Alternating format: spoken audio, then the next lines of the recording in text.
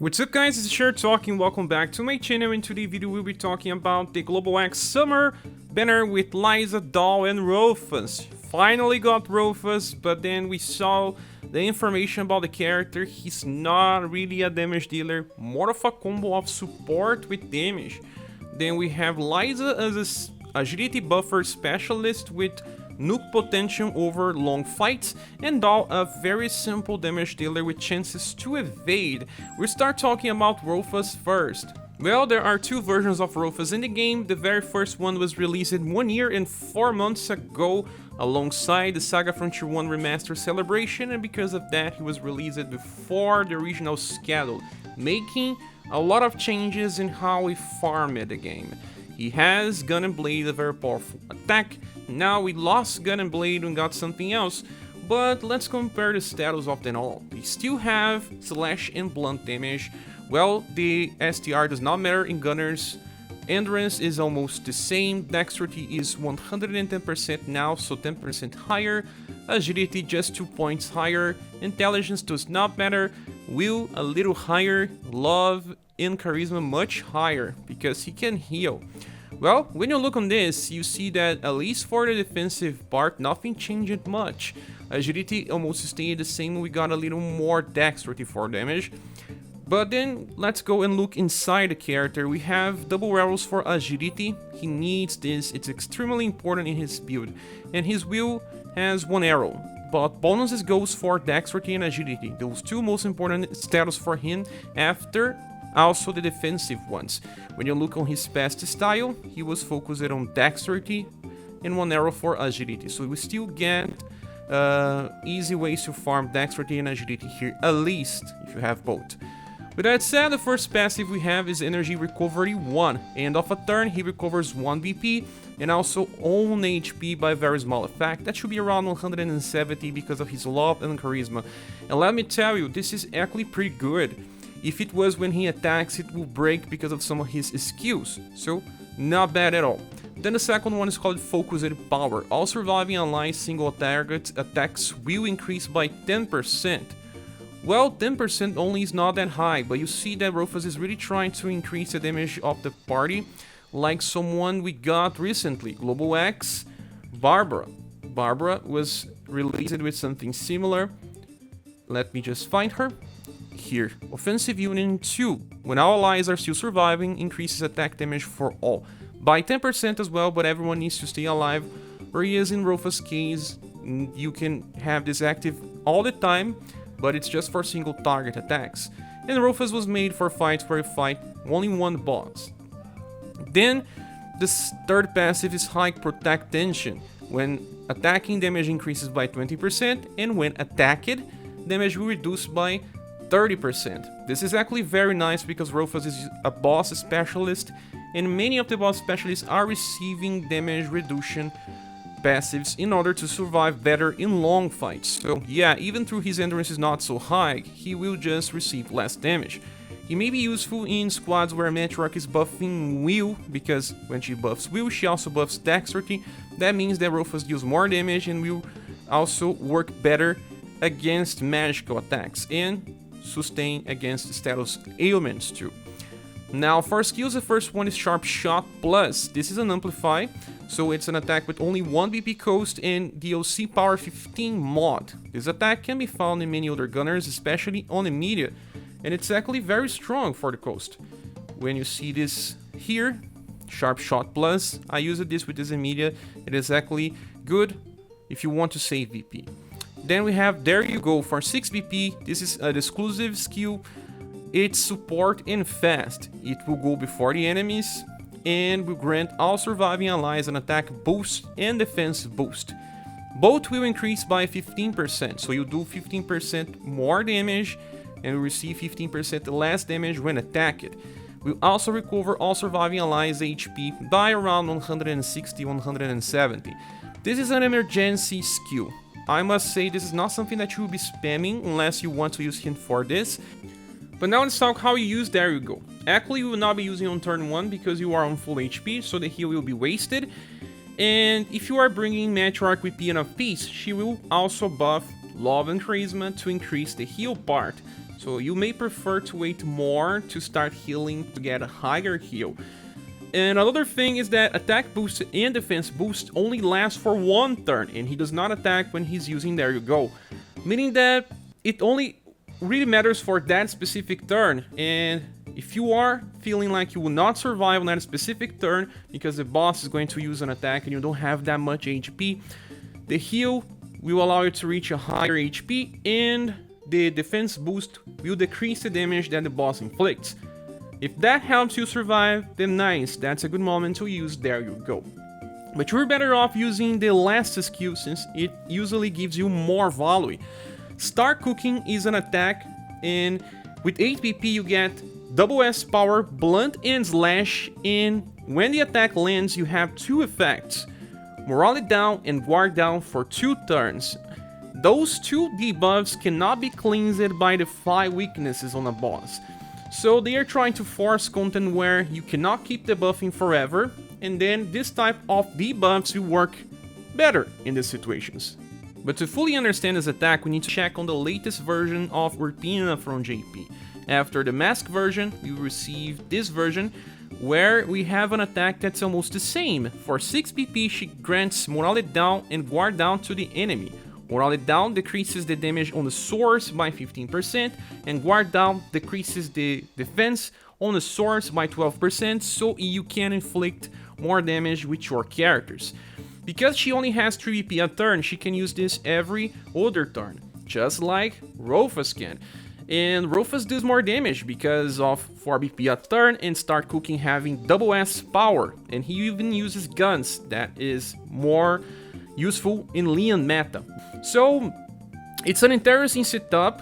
Right now it may not look so good because morale down is still something new and not exactly needed. We can still deal with most bosses with just debuffs, but as the time goes, they will try to force some of these strategies. But now let's talk about the auto cycle. The first turn he's going to use Start Cooking and then Sharp Shot, then Start Cooking again on turn 3, Sharp Shot again, and then Start Cooking once again on turn 5. After that, he will need to save VP or else he will not have enough to use Start Cooking every 2 turns. This is a very good cycle for raids. Now they only have 5 turns and you are increasing your damage and resisting better. But for normal stage farming, he's not so good because Start Cooking may not be used before your older characters and the damage is not so high. We have better characters for that. Moving on to Inheritance, I guess the biggest question is, can this Roufas do more damage when using Gun and Blade when compared to the past one? And the answer is no. The reason is because the past Roufas is more damage oriented. He gets this Vital Dex passive that buffs all surviving allies by 10%, and right now in the game buffing dexterity is more important because Forged Weapons already carries plenty of damage passives and buffing status will matter much in the long term. He also gets 35% increase in damage to himself, but the other one will just have Focused Power where he gets 10% increase to all surviving allies single target attacks, and not just those based on dexterity. He's a little more versatile, but loses around 5% damage potential. It's not much, and he can just use Gun and Blade on turn 1 from Inheritance, and then on turn 3 use Start Cooking. That is if you are using him for farming events or story stages with 3 waves, because you will cleanse Paralyze in the midterms.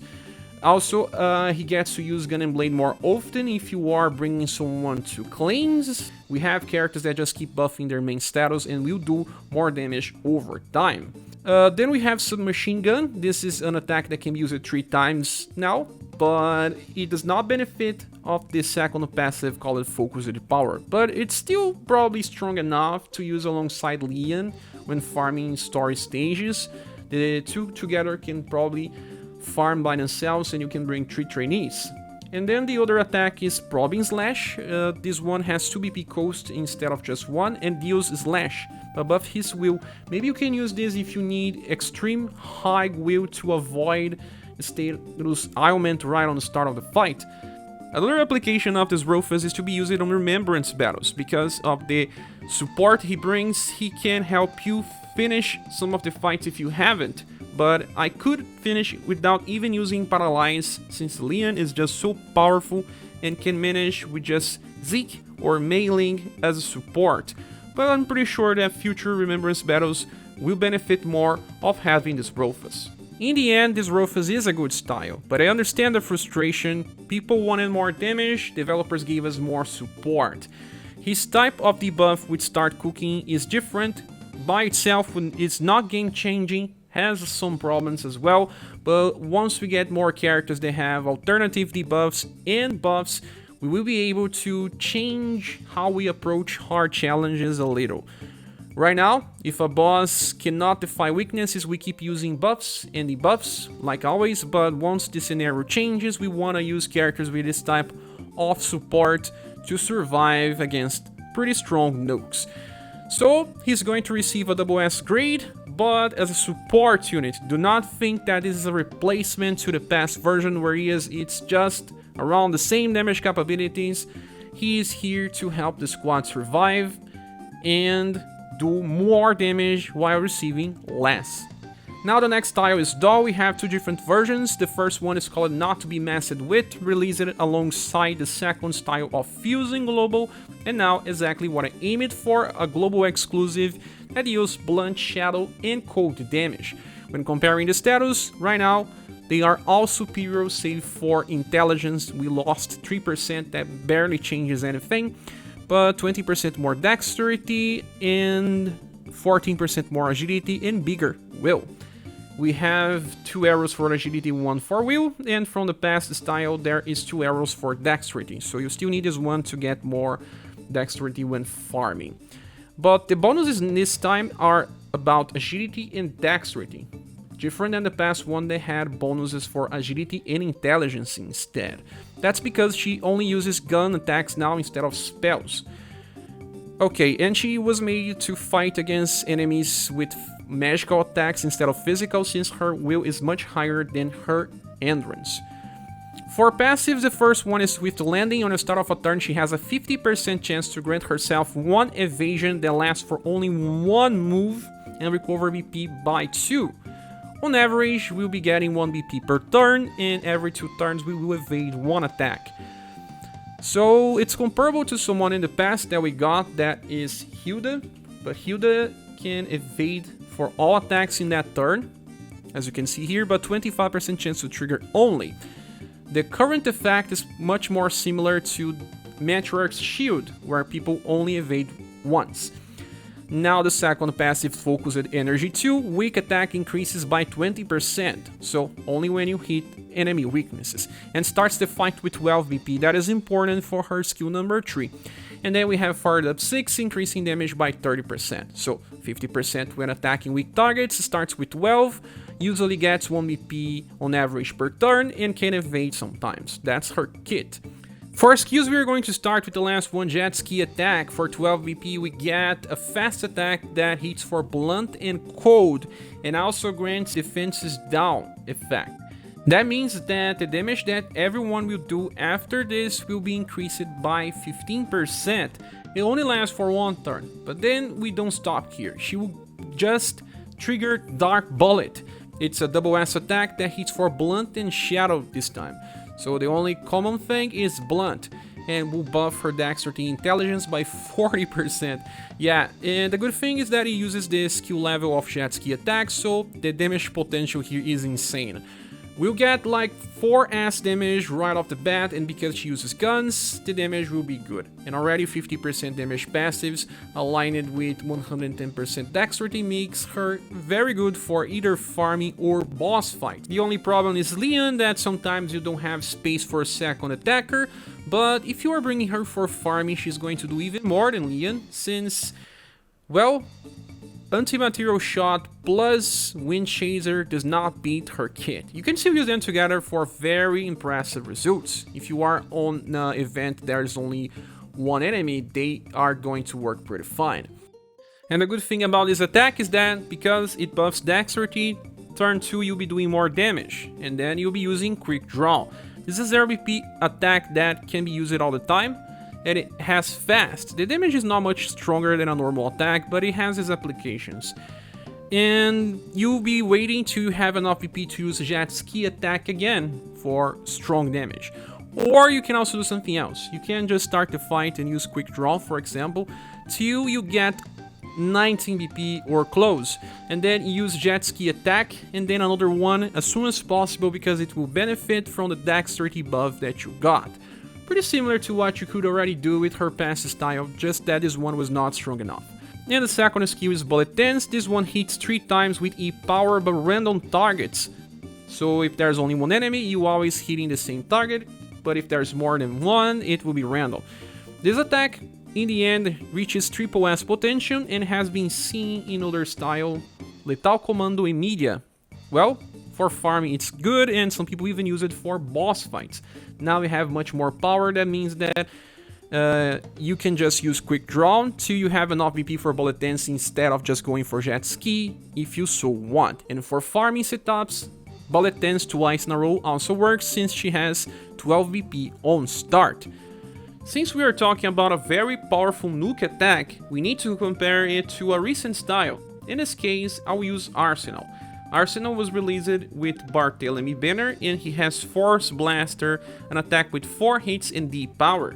Well, let me tell you that Doll does more damage. Not just because of the 2 hits being very strong, but because she also will increase the damage after the first hit. With Jet Ski attack, your defense down effect will be active before you use Dark Bullet.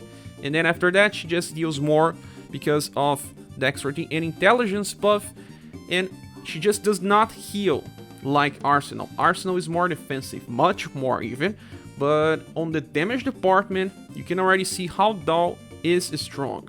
Because of the defense down effect, we can compare this to another release, Mikhail, because he will also increase the damage potential of the party, but in his case, he buffs morale by 40%. So for one turn, he does not even have fast, he will increase the damage of everyone by 40%. This is similar to what you get with Doll, but Doll only increases by 15. But it's already something to be considered, and also both effects will stack. Defense enhancement can stack with itself and with one morale up. Morale up by itself will never stack with another morale up.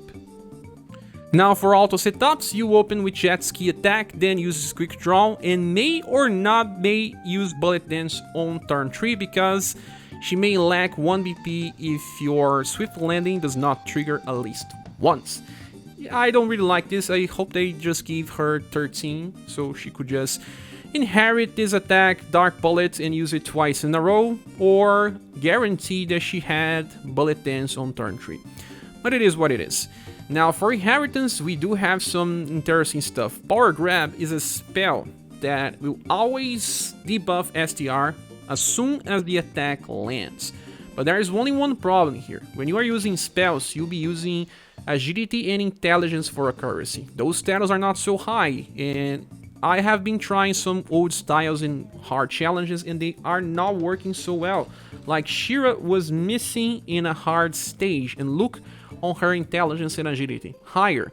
So we will just sometimes miss when trying to use Power Grab, depending on the scenarios. There's also Dark Bullet that, like I said, cannot be used twice on auto. And then the last inheritance is Targeted Shot. This has a chance to instant kill targets, and her intelligence is actually pretty high. Well, 85% is good. With only 4 BP cost, it's interesting, but the problem is just that, well, you cannot make her use this on auto. If you increase Jet Ski attack, she's still going to use Bullet Dance instead, so it's a waste.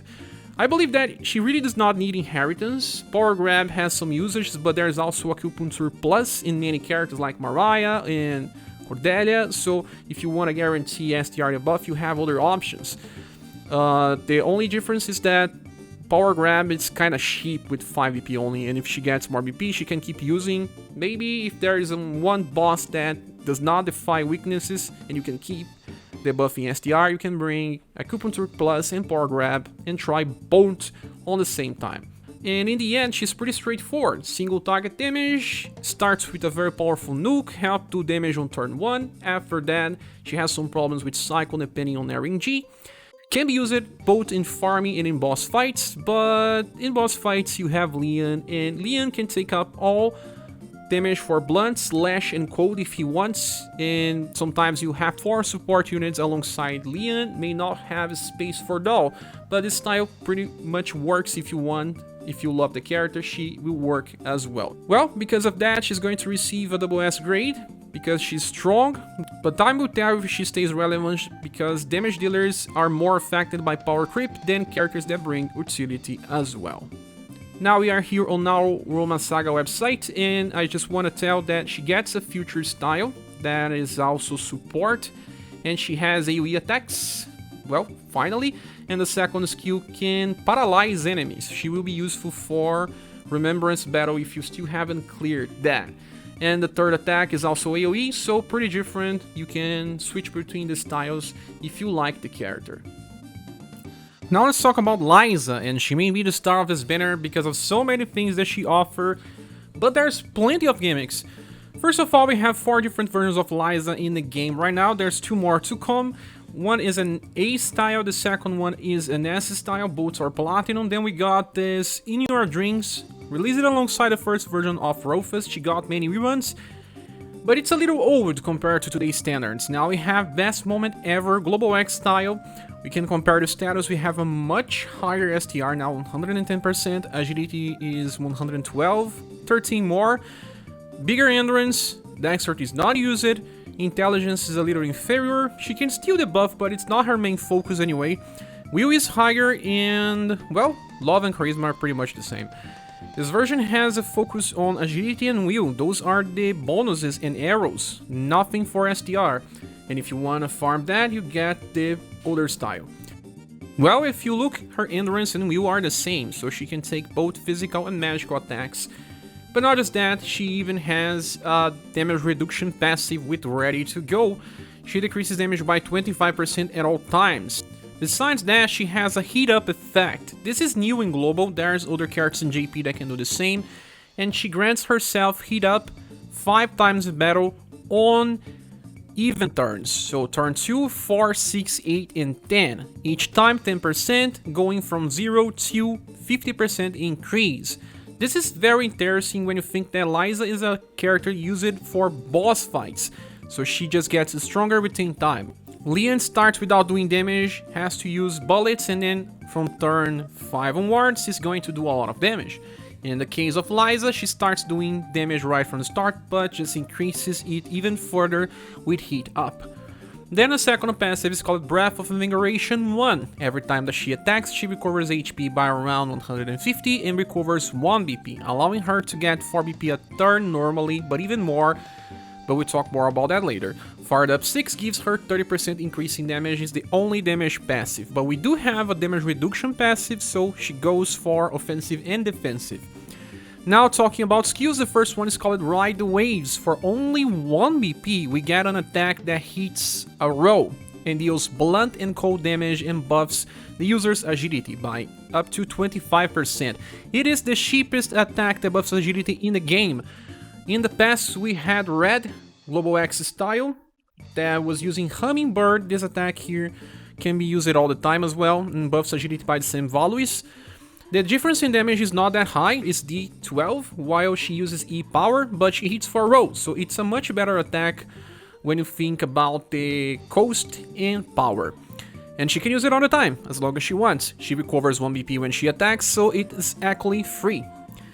Now the second skill is called On Your Mark. For 4 BP and 2 LP, that means that you can only use this 2 times. You get Heat Up and Defense Up. Heat Up increases damage by 10% for the whole fight, and Defense Up reduces the damage that you receive by 10%. But remember, it's not additive, it's multiplicative, but it will help her receive less damage. Like I said, she can take both physical and magical attacks with her end and will. Then we have Wave Rush. For 10 BP, you get a fast attack that's blunt and cold and has C power. Well, it's not that strong, right? C power only, blunt and cold martial arts unit? Yeah, it raises my eyebrows. But she buffs everyone's agility by 25%. This is already good, right? But 10 BP is too high. Okay, then she just goes and uses Wave Strife 2 times. It is a column attack with E power and cold damage. Well, plenty of effects, right? But we're going to analyze this in waves. Yeah, this is a joke. Well, I made a filter on our SaGa so we can check characters that can buff agility and sometimes other status, like the first matriarch with Peon of Victory, and after her it was Nal's daughter with all status, then Shendu and I token, they use 8 BP. And then we got Beer, the best one after Matriarch because he uses 7 VP and can use on turn 1 and turn 2. And then, after that, we have the future version of Matriarch. We will have to wait a lot for this version of Princess White Rose. And they made a global style that can buff agility to the party. But the price is 10 BP. But is it? No, it's only 7 after you attack because you get 3 BP back. So because of recovering 6 BP, on turn 2 if you use a normal attack, you will have 10 BP back again on turn 3. So you can use Wave Rush, normal attack, Wave Rush, normal attack to keep agility buff to the party every 2 turns. That is already pretty nice. So besides this, if you want to get the best cycle, you have to start with Ride the Waves that buffs her own agility and then go for Wave Rush. You'll still be able to use Ride the Waves later. Keep the cycle, so sometimes you still have to use a normal attack here and there to regain more BP to be able to use Wave Rush again. Anyway, even if you think about the agility buff part, is already super nice. And if you manage to get her own agility buff at all the time, she will be evading, doing more damage. I talk about bullet dance, being 3 hits on E power, being triple S, right? But this one is C power on AoE and then 2 column attacks. The only problem here is that it starts with blunt and cold and then it becomes 2 hits of column with cold only. And that is strange, of course. So she actually does full damage only on enemies weak to cold and not blunt. And Leon also does cold damage with his ice revolver. So she will clash with Leon in this regard, being another damage dealer that tries to compete for the damage is a lot. But I can tell you that she will be better used in different strategies. If you have an enemy that deals physical attacks, you want to buff your endurance, right? So you can bring Peon of Victory with Matriarch. She's going to buff STR, endurance, agility, and intelligence, the 2 status that she needs to do more damage. So it will benefit Lyza. Lyza has one problem: when she buffs agility by 25%, she does not get the same increase in damage like other weapon types, because she needs both STR and agility, so it's like half buff when compared to other weapons. But because Matriarch buffs both, she's going to take full advantage, she will evade faster, she can be used as an evasion tank and work in many different formations. To be honest, with so many agility buffs, she will evade even in formations like Rising Phoenix X or Tortoise. She opens more ways to win against bosses. And notice that I didn't say to use on your mark on these 2 different setups. It's because you really don't need to use it. It's just your decision. If she's evading, you don't need to increase your defense. And you can waste 2 turns to get more damage. But do you really want to? Because you are spending 4 BP. She only gets 3 if she does not attack. So if you start the fight with on your mark and then you use it again, on turn 3 you only have 8 BP. So you have to use Ride the Waves and then Wave Rush will only be used on turn 4. This already seems like Leon. You are waiting and charging till you can finally start doing damage.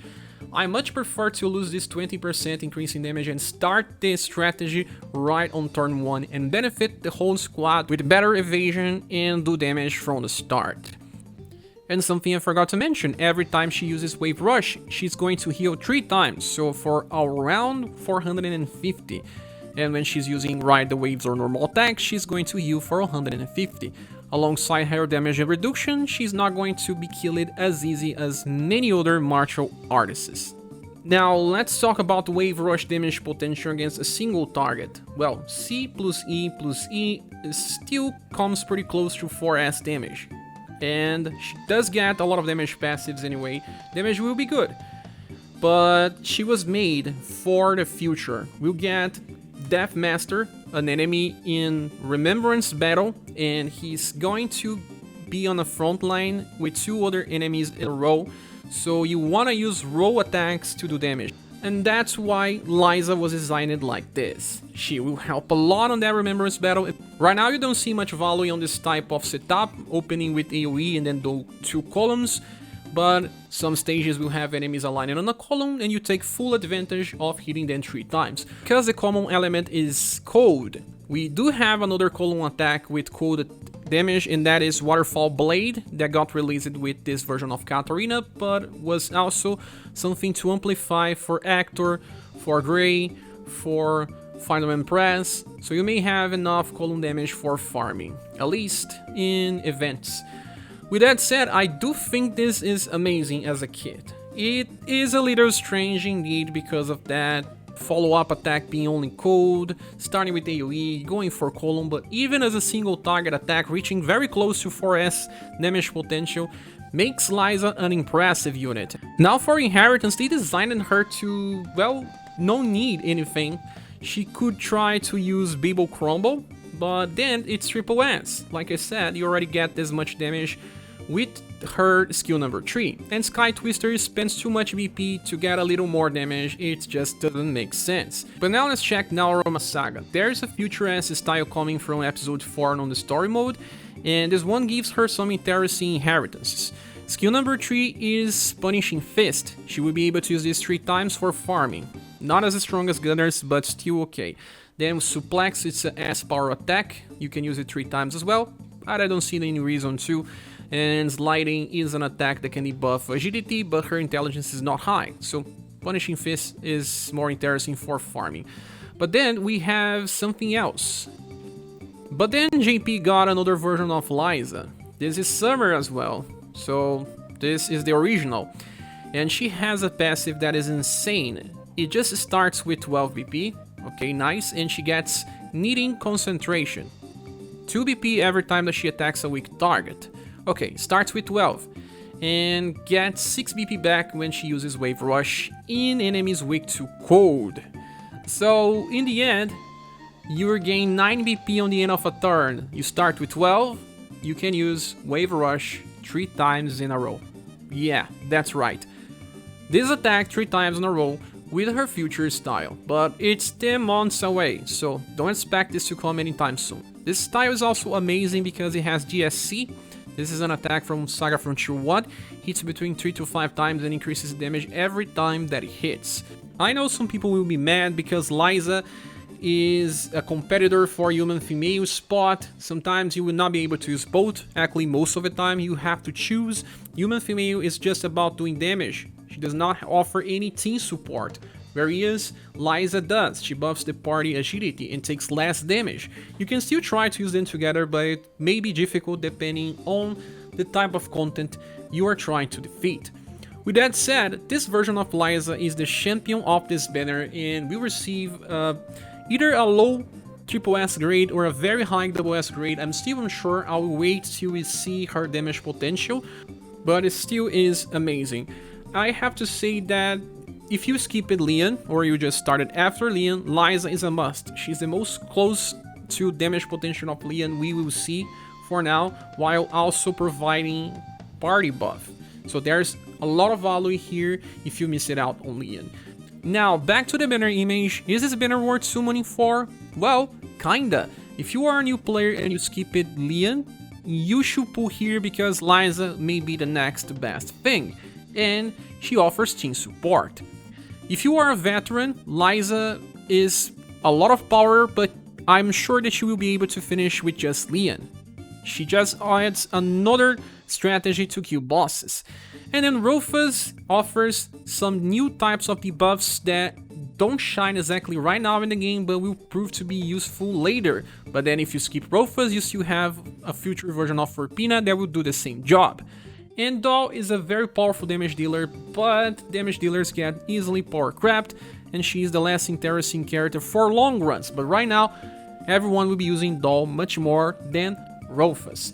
So, if you have gems and you like the characters, it's okay to summon, they offer good value. And that's why this banner will receive a silver award. With that said, this is my opinion. What is yours? Please say here in the comments, are you planning to summon for these styles? Thank you so much for watching this video. Please subscribe if you haven't, and I want to see you again in the next one. Bye.